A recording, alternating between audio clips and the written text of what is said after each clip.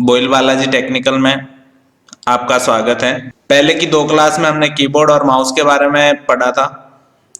आज हम पढ़ेंगे MS पेंट, जिसमें माउस की प्रैक्टिस करेंगे, माउस कैसे चलाया जाता है। क्योंकि कुछ लोगों के माउस चलाने का तरीका एक ऐसा होता है, जैसे माउस यहाँ पे एक जगह रखा है, इसको चलाते चलाते पता नहीं कहाँ तक ले जाता है, कभी कभार आउट ऑफ रेंज चला जाता है। तो जबकि माउस चलाना चाहिए एक ही जगह पे हाथ रहे, और एक माउस पैड होता है एक अपने हथेली जितनी जगह में आपको माउस चलाना चाहिए। तो उसकी प्रैक्टिस करते हैं। उससे पहले मैं आपको बता दूं, आपको जो ये स्क्रीन दिखाई दे रही है इसको कहते हैं डेस्कटॉप। और इस डेस्कटॉप पर आपको जो यहाँ पे कुछ ग्राफिकल चिन्ह दिखाई दे रहे हैं, चित्र दिखाई दे रहे हैं, इनको जो है कहते हैं आइकन। कई कई बार RSIT का एग्जाम हो, CCC का हो, लेवल का हो, या कोई भी कंपटीशन एग्जाम होता है, तो उसमें क्वेश्चन पूछा जाता है कि डेस्कटॉप पर दिखाई देने वाले ग्राफिकल चिन्हों को या चित्रों को क्या कहते हैं। तो इनको कहते हैं आइकन। और इसी तरह आपको यहाँ पर एक नीचे पट्टी दिखाई दे रही है, इसको कहते हैं टास्क बार। डेस्कटॉप पर सबसे नीचे की तरफ जो एक हॉरिजॉन्टल पट्टी दिखाई दे रही है, इसको कहते हैं टास्क बार। टास्क बार में जो अपना रनिंग प्रोग्राम होता है, जिस प्रोग्राम में अपन काम कर रहे हैं, या जो फाइल अपनी ओपन होती है, वो फाइल टास्क बार में शो होती है। या किसी फाइल को अपन मिनिमाइज कर देते हैं तो वो टास्क बार में हाइड होती है।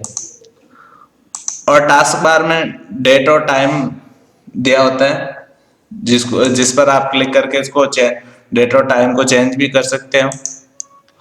और टास्क बार में ही स्टार्ट बटन दिया होता है, इस पे जैसे क्लिक करोगे तो इसके जो फंक्शन होते हैं, जो मेन्यू होते हैं, वो ओपन होते हैं। तो अपन पढ़ते हैं MS पेंट। MS पेंट का ओपन करने का जो तरीका है वो है स्टार्ट बटन पे क्लिक करो, और उसके बाद में इसको स्क्रॉल करके नीचे की तरफ जब आओगे तो विंडो एसेसरीज लिखा आता है, इस पे क्लिक करोगे। इसमें दे रखा होता है पेंट, आप इस पे क्लिक करोगे तो ये जो है पेंट ओपन हो जाएगी। दूसरा तरीका इसमें ये भी होता है, आप कीबोर्ड से विंडो के साथ में R प्रेस करोगे और यहाँ पे टाइप करोगे MS पेंट और ओके प्रेस करोगे या फिर एंटर प्रेस करोगे तो ये आपके सामने MS पेंट ओपन हो जाएगी।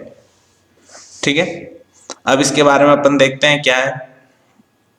सबसे पहले जैसे ये ओपन होती है, इसके ऊपर की जो पट्टी दिखाई दे रही है, जिसमें इस फाइल का नाम दे रखा होता है, इसको कहते हैं टाइटल बार।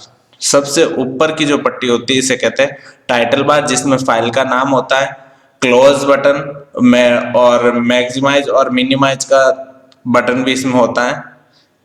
तो कई बार कोई भी परीक्षा कंपटीशन का एग्जाम हो या RSIT का हो, कुछ भी एग्जाम होता है, उसमें कंप्यूटर संबंधित अगर क्वेश्चन पूछे जाते हैं तो उसमें क्वेश्चन बनता है कि जो भी फाइल या जिस प्रोग्राम अपन काम कर रहे हैं, जिसमें क्लोज, मिनिमाइज और मैक्सिमाइज बटन होते हैं, उस बार को या उस पट्टी को क्या कहते हैं, तो उसे कहते हैं टाइटल बार। सबसे पहले अपन देखते हैं फाइल मेन्यू। जैसे आप फाइल मेन्यू पे क्लिक करते हो तो इसमें ऑप्शन दे रखा होता है न्यू। न्यू का मतलब होता है नया।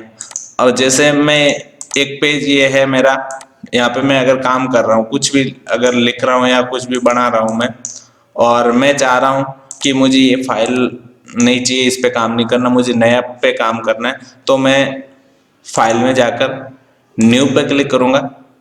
तो ये पूछेगा do you want to save change to untitled, यानी आप इस फाइल को सेव करना चाह रहे हैं तो सेव पे क्लिक करो, अदरवाइज डोंट सेव पे, मैं अभी डोंट सेव पे क्लिक करता हूँ, ये मेरी फाइल नहीं आ गई। इसी तरह इसमें आगे ऑप्शन दे रखा ओपन। ओपन का मतलब होता है जो पहले से आपने फाइल बना रखी है और वो सेव कर रखी है, उस फाइल को अगर आप वापस ओपन करना चाह रहे हो तो आप क्या करोगे, फाइल पे क्लिक करोगे और ओपन पे क्लिक करोगे। तो जैसे ही ओपन पे क्लिक करोगे तो आपके सामने जो पहले की अगर कोई फाइल बनी हुई है, जहाँ कहीं पर भी बनी है, वहां पे आप जाओगे और उस फाइल को सिलेक्ट करके ओपन करोगे तो फाइल जो है ओपन हो जाएगी। उसी तरह दे रखा है सेव। सेव का मतलब होता है जैसे मैंने कोई भी फाइल बना ली, या मैंने ये जो फाइल बनाई है, आप कुछ भी मान लो, आप कुछ भी बना सकते हो। मैं ऐसे ही बना रहा हूँ। मैं इसमें कलर फिल कर देता हूँ कोई भी। मैंने ये कलर फिल कर दिया। अब मैं चाह रहा हूँ कि इस फाइल को सेव करूँ, हमेशा के लिए मेरे ये कंप्यूटर में रहनी चाहिए। तो मैं क्या करूँगा, फाइल पे जाऊँगा और सेव पे क्लिक करूँगा। और जैसे ही सेव पे क्लिक करता तो ये पूछेगा आप इसको क्या नाम देना चाह रहे हो फाइल को। तो अभी देखो अपनी जो फाइल है वो अनटाइटल्ड नाम से सेव है। मैं चाह रहा हूँ मेरे नाम से सेव करना, तो मैं फाइल पे क्लिक करूँगा और सेव पे क्लिक करके मैं इसी फाइल को मान लो सेव कर दिया J2 के नाम से। J2 के नाम से मैंने इस फाइल को सेव कर दिया है। तो आप देख सकते हो अनटाइटल की जगह J2 लिखा आ गया। उसके बाद में दे रखा है सेव एज। सेव एज का मतलब है अभी मेरी ये फाइल J2 के नाम से बनी हुई है, अगर मैं किसी और नाम से इस फाइल को बनाना चाह रहा हूँ, इसी फाइल को, सेम फाइल को, तो मैं क्या करूँगा, इसी को कई लोग क्या करते हैं, जैसे जो फाइल बनी होती है अपनी उसी को रीनेम कर देते हैं।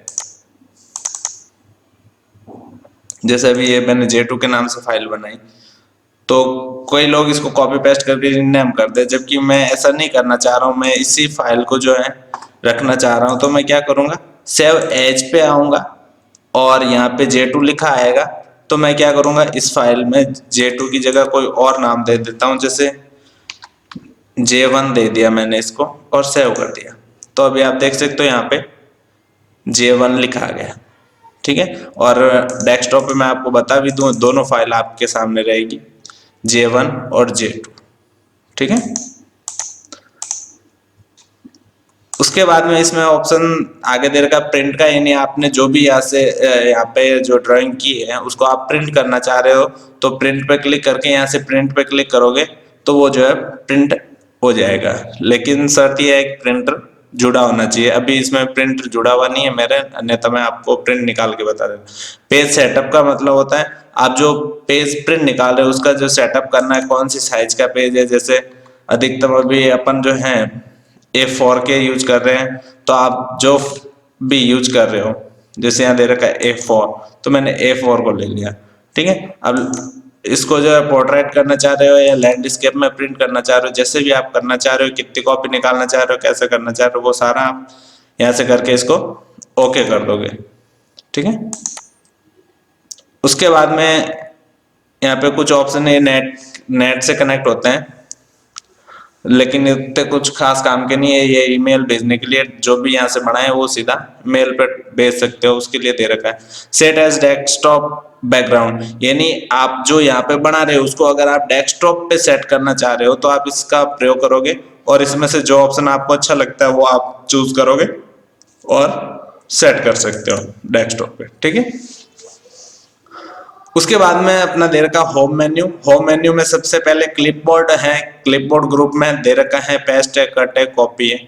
अब इनका क्या काम होता है, सबसे अभी आप देखोगे ये डिसेबल है, कट कॉपी, वैसे पेस्ट भी डिसेबल है, अभी ये काम नहीं कर रहे। क्यों?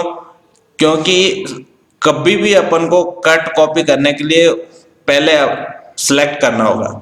जैसे ये दे रखा है, मैं इसको सिलेक्ट करना चाह रहा हूं, तो क्या करूंगा, यहाँ पे सिलेक्ट का ऑप्शन दे रखा है, मैं इस पे क्लिक करूंगा। जैसे इस डाउन एरो पे क्लिक करता हूं तो यहाँ पे ऑप्शन आते हैं, एक रेक्टेंगल सिलेक्शन। रेक्टेंगल सिलेक्शन का मतलब होता है इस तरह से ये सिलेक्शन बनाना, ये होता है रेक्टेंगल सिलेक्शन। दूसरा इसमें दे रखा है free form selection. Free form selection का मतलब होता है आप अपनी मर्जी से जैसे सिलेक्ट करना चाह रहे हो वैसे सिलेक्ट कर सकते हो। जैसे मैं किसी हिस्से को जैसे नहीं लेना चाह रहा तो उसको, उस हिस्से को मैं बाहर रख दूंगा, सिलेक्शन एरिया के अंदर नहीं लाऊंगा, इस तरह से वापस यहाँ तक लाके छोड़ दूंगा इसको। तो ये उसी हद में जो है ये सिलेक्शन हो गया। अभी इसमें बैकग्राउंड कलर नहीं है, नहीं तो आपको ढंग से समझ में आ जाएगा।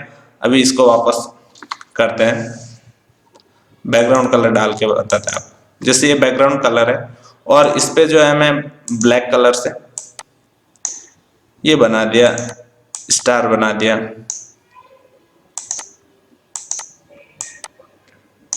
और मैंने इसमें कोई कलर डाल दिया, ये कलर डाल दिया इसमें। इस तरह से मैंने एक कलर डाल दिया। अब मैं चाहूंगा अगर रेक्टेंगल से सिलेक्ट करूंगा तो ये इस तरह से सिलेक्ट होगा और मैं इसको कहीं पर भी ले जा सकता हूं।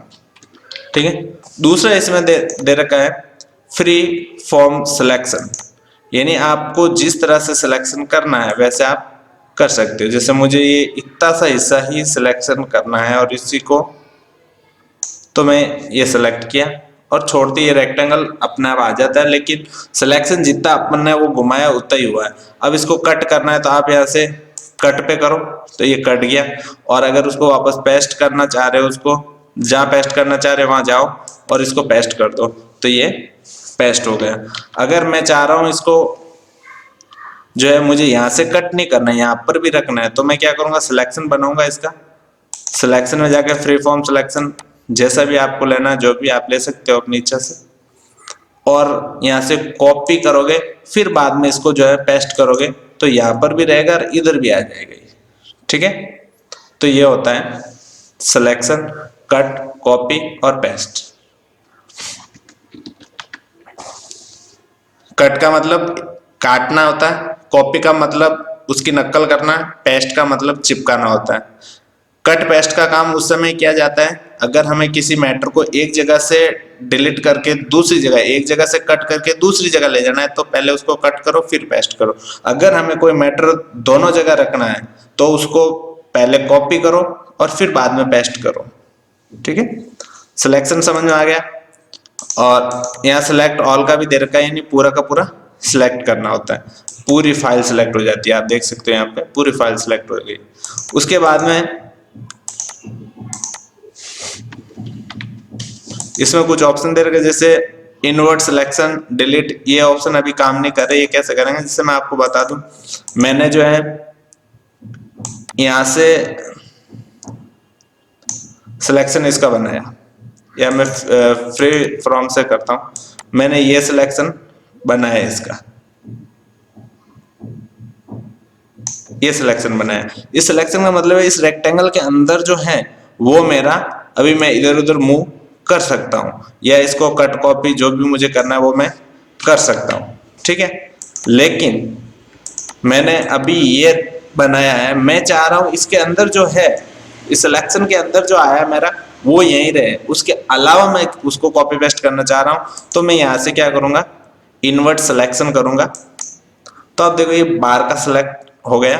मैं अगर इसको कट करता हूं तो ये जो सिलेक्ट हुआ वो बच जाएगा, बाकी का कट हो गया, और उसको मैं चाहूं तो पेस्ट भी कर सकता हूं। ठीक है, उसी तरह डिलीट, यानी किसी सिलेक्ट एरिया को डिलीट करना है तो डिलीट का ऑप्शन आप ले सकते हो काम में। उसके बाद में तेरे का क्रॉप। क्रॉप का काम क्या होता है, जैसे मैंने ये बनाया इसको और मैं इसमें कोई कलर डाल देता हूं, ये कलर डाल दिया। अब मैं चाह रहा हूं कि सिलेक्शन कर लेता हूं, पहले रेक्टेंगल सिलेक्शन लेता हूं। मैं चाह रहा हूं जो जो एरिया मैंने सिलेक्ट कर रखा है वही एरिया मेरा रहे, उसके अलावा सारा एरिया मेरा डिलीट हो जाना चाहिए, पूरी फाइल डिलीट हो जानी चाहिए, जो सिलेक्शन में वही बचे। तो मैं इसको यहाँ से क्रॉप करूंगा तो ये क्रॉप हो जाएगा। ठीक है, आगे का ऑप्शन है अपने पास रिसाइज। रिसाइज का काम होता है किसी भी फाइल को जो रिसाइज करना होता है, उसकी साइज को चेंज करना होता है। तो ये कैसे काम करता है, मैं पहले तो ओपन कर लेता हूँ कोई भी एक फाइल, ओपन पे जाता हूँ और डेस्कटॉप पे जो कोई भी अगर फाइल होती है मैं वो ले लेता हूँ। ये अपना लोगो दे रखा चैनल का, वही लेता हूँ। ये बहुत बड़ी फाइल है, मैं इसको थोड़ा माइनस कर लेता हूँ ताकि आराम से आपको दिखता रहे। ये इसकी साइज है अभी 584.6 KB। अगर मैं इसको डायरेक्ट कंट्रोल S करता हूँ तो इसकी साइज और बढ़ गई, 582 हो गई। मैं चाह रहा हूँ इसकी साइज घटाना है मुझे, तो मैं क्या करूंगा, रीसाइज में जाऊंगा और यहाँ परसेंटेज दे रखा है, जो हॉरिजॉन्टल और वर्टिकल परसेंटेज दे रखा है ये 100% पे अभी देख रहे हैं अपन। मैं चाह रहा हूँ इसके जो है मैं 50% पे देखना चाह रहा हूँ, तो ये 50% पे करूंगा और ओके करूंगा तो ये 50% पे फाइल आपको दिखाई देगी। अभी यहाँ पे एक फंडा ये है कि अगर मैं यहाँ पे साइज चेंज कर रहा हूँ तो वर्टिकल में भी साइज चेंज हो रही है। अगर नहीं करना चाह रहे तो आप यहाँ से इसको टिक को हटा दो और आप यहाँ से फिर बाद में करो। ये होता है मेंशन एस्पेक्ट रेशियो, यानी हॉरिजॉन्टल और वर्टिकल दोनों जो है एकदम साइज बराबर रखना चाह रहे, इसलिए होता है। और ये ऐसे नहीं करना चाह रहे तो आप पिक्सल में जाओ और यहाँ से पिक्सल कम कर दो। अभी 2050 पिक्सल दे रखा है, मैं 100 पिक्सल करता हूँ और ओके करता हूँ तो ये आपको 100 पिक्सल पे बहुत छोटी फाइल दिख रही है। अभी ये मैं इसको थोड़ी और चेंज करता हूँ, पिक्सल पे है, मैं इसको 1000 पे कर देता हूँ और ओके करता हूँ तो आप देख सकते हैं इस तरह से ये रिसाइज होगी। अगर मुझे इसकी साइज बढ़ानी भी है, अभी 1000 पे है, मैं इसको 1500 पे करूंगा और ओके करूंगा तो ये साइज इसकी बढ़ जाएगी। इस तरह से आप इसकी साइज बढ़ा या घटा सकते हो जैसा आपको चाहिए। अंत में कंट्रोल एस करोगे तो ये देखो 263 KB पे आ गए। ठीक है, उसके बाद में देर का रोटेट। रोटेट का काम क्या होता है, आप फाइल को रोटेट करना चाह रहे हो किसी तरह से, अगर आप उस फाइल को घुमाना चाह रहे हो तो आप यहाँ रोटेट पे क्लिक करोगे। ये देखो ये अपनी पूरी फाइल घूम रही है। अगर मैं ऐसे नहीं घुमा के, मैं इसको जो है बहुत बड़ी लार्ज फाइल है इसलिए स्लो चल रहा है, मैं अगर इसको सिलेक्ट कर लेता हूं,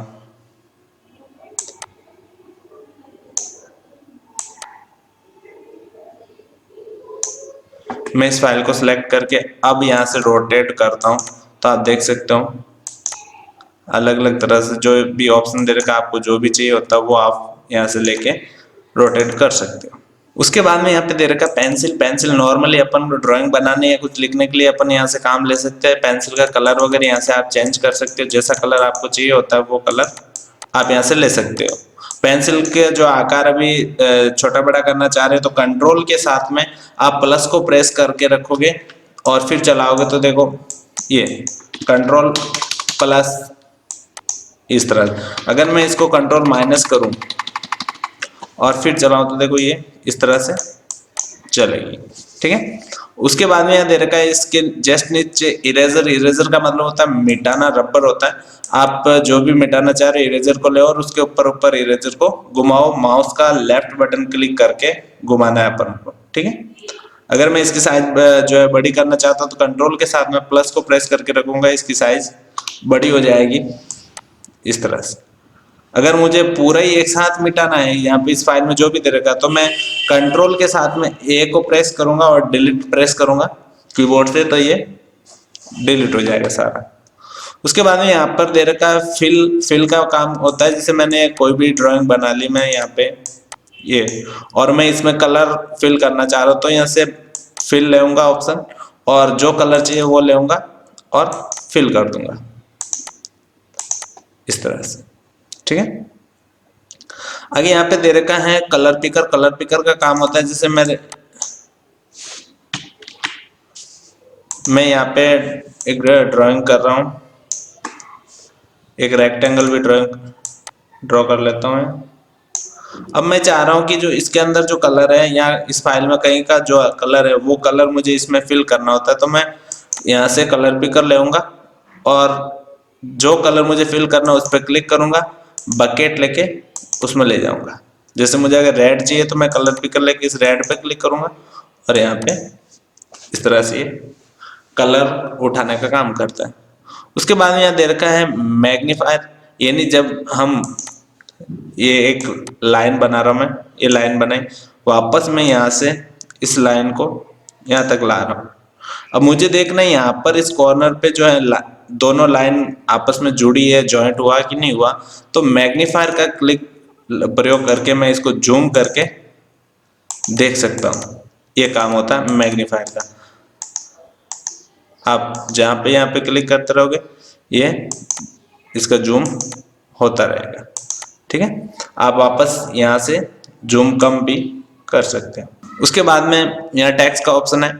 टेक्स्ट का काम होता है टेक्स्ट लिखना है तो आप जैसे इस पे क्लिक करोगे और जहाँ लिखना है वहां पे ले जाके आप क्लिक करोगे तो आपके सामने टेक्स्ट का एक टैब ओपन हो जाएगा। अगर आप चाहते हो फॉन्ट चेंज करना तो आप यहाँ से आकर जो भी आपको फॉन्ट चाहिए होता है वो फॉन्ट ले और आप टाइप करना शुरू करो।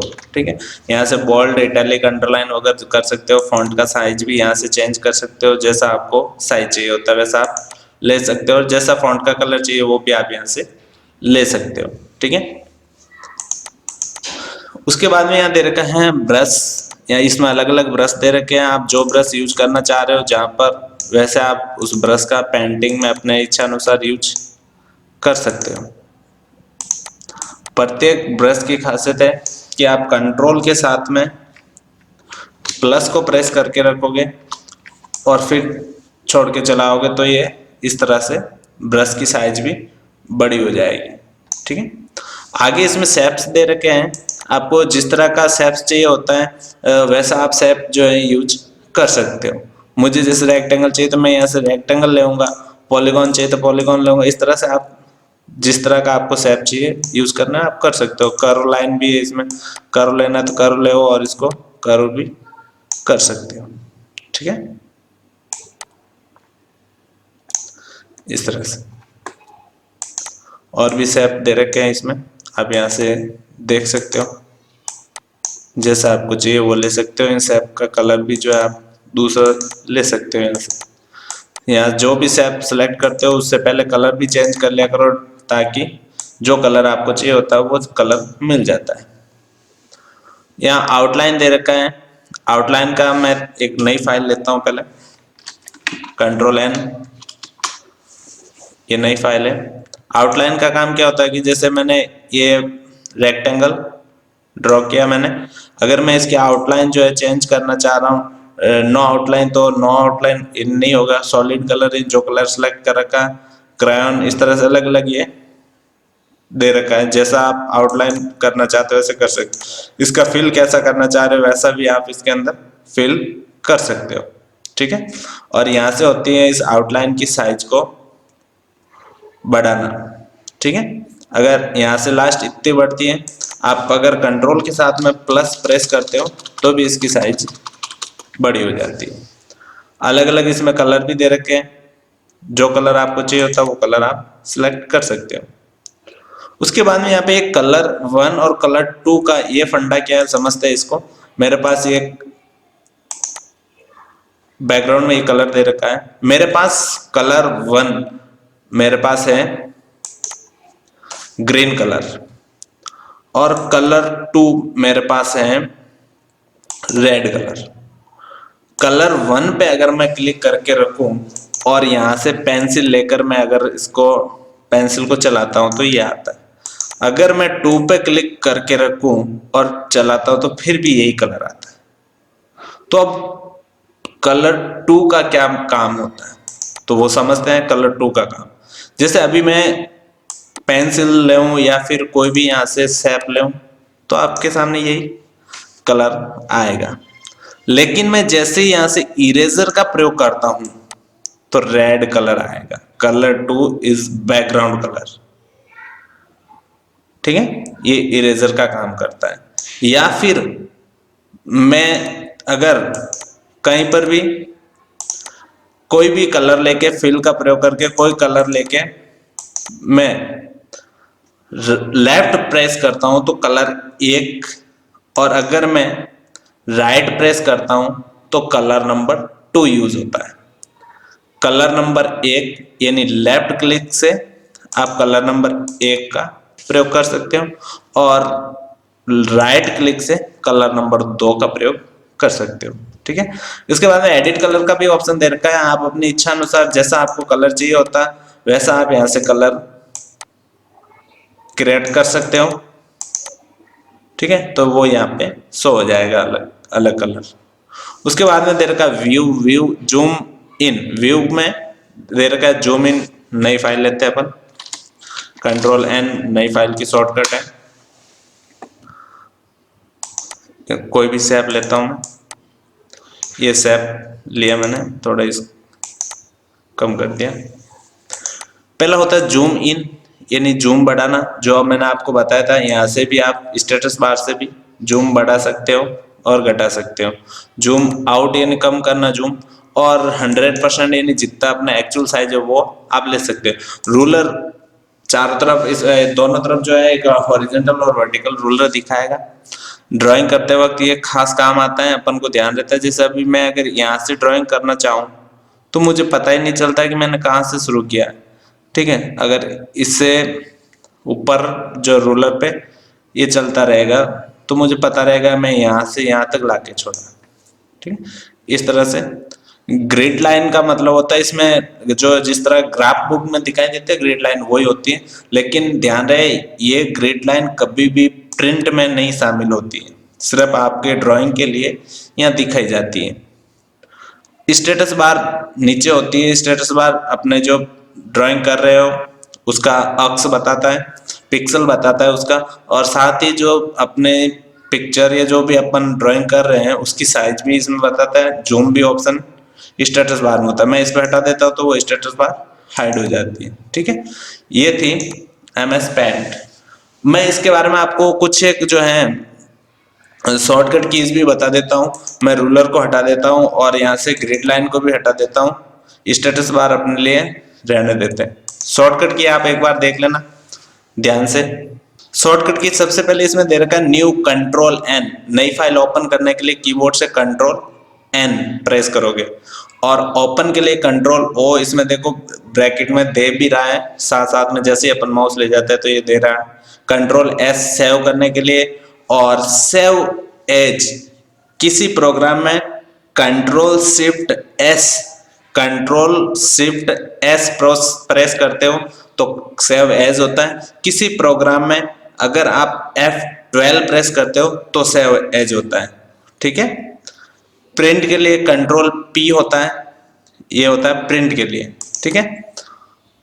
और इसी तरह व्यू में दे रखा है रूलर, Ctrl+R प्रेस करते हो तो ये रूलर आ जाता है। अगर Ctrl+G प्रेस करते हो तो इसमें ग्रिड लाइन भी आ जाती है। वापस Ctrl+R प्रेस करोगे तो इसका रूलर बंद हो जाएगा। अगर Ctrl+G प्रेस करोगे तो ग्रिड लाइन भी हट जाएगी।